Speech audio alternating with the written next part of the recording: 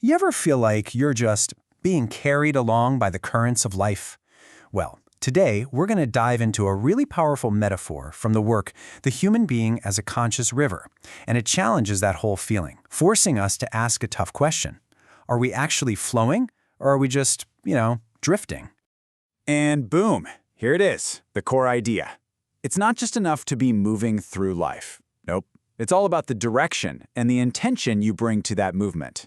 The whole point here is that without a deliberate push toward what you find true and beautiful, you risk just stagnating. The stakes, it turns out, are pretty much everything.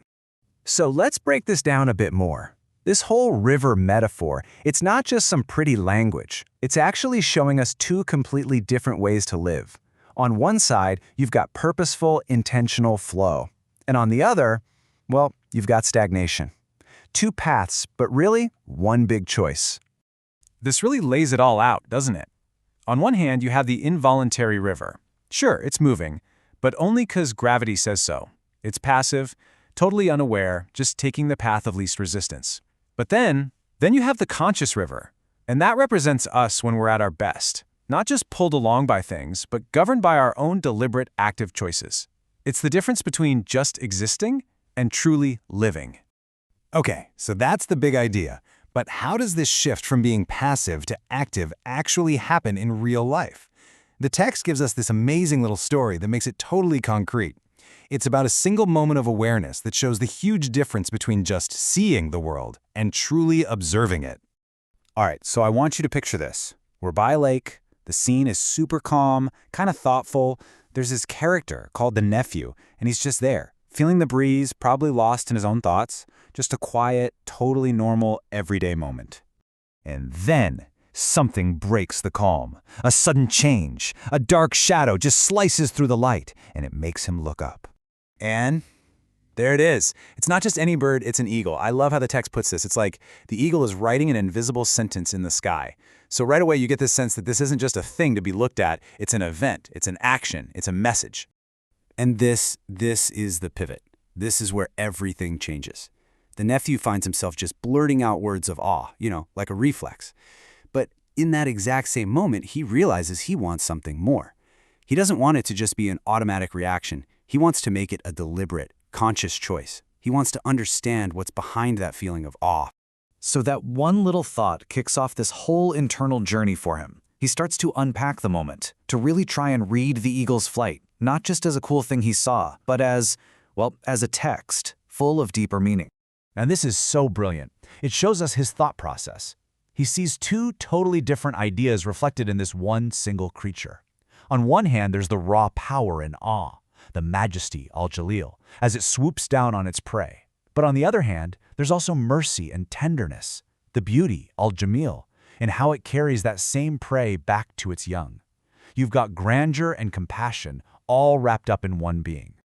And you see the steps here, right? This is basically a roadmap we can all use. It starts with that simple gut reaction. But the game changer, the crucial pivot, is that conscious question, wait a minute, what does this actually mean? That one question is the bridge from just seeing a world full of objects to seeing a world full of meaning. Now, this whole experience with the eagle, it's not just about eagles. It's pointing to a much, much bigger idea. That this way of thinking can turn the whole natural world into a kind of language. It's about learning to read the symbols to get to the essence of what's hiding in plain sight. The text gives us another perfect example with the jackal and the lion. It's not really about the animals themselves, but what they stand for. The jackal, right? It represents the ego, all puffing itself up, imagining it's mighty. But the lion is the spirit. It holds a true, quiet power that doesn't need to show off. We're learning to read the inner message, not just the outer package. And this, right here, is the whole point of the practice. This is the goal. It's a way to connect. When we learn to read this symbolic language of the world around us, we start to move past the surface-level stuff, and we begin to connect with the very essence of reality itself. So, if the world is a language, how do we get fluent in it? Well, one of our most powerful tools is metaphor. But, as the source points out, we gotta be careful. Not all metaphors are created equal. Man, I just love this line. It really hits home the responsibility we have and how we frame our world. A lazy, Careless comparison can actually make things more confusing. But a really thoughtful, careful metaphor, that can be like a vantage point, a balcony that gives you a whole new, amazing perspective on the truth. And here we are, full circle. All of these tools we've been talking about, observing nature, reading symbols, crafting careful metaphors, they're all for one big goal: to stop being that involuntary river, just getting pulled along by gravity, and to start becoming a conscious river, flowing with intention, with awareness, with purpose. So the final takeaway here is really a challenge for you. Look around you, right now. That tree outside your window, the way the clouds are moving, maybe even the phone or computer you're watching this on. What if it's not just a thing? What if it's a sentence? What message is just sitting there, waiting for you to consciously read it?